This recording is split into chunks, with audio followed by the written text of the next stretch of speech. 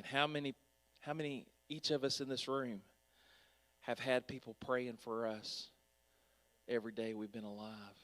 And not just one person, but multiple people. I've heard Brother Ryan talk about his praying grandmother. Amen. What kind of trouble was averted because he had a praying grandmother? What kind of blessings were given? Amen. Probably the reason why the Lord helped him to find a Sister Jennifer may have just been a prayer that his grandmother prayed. Somebody say amen. Amen. You and I have been blessed in many circumstances, not because of the prayers you prayed, but because of other people that prayed for you.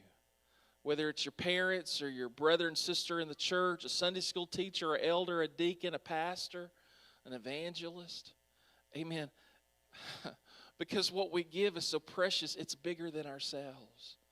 Amen. You know, I felt like the Lord just reminded me, amen, I've been pastoring about 27 years.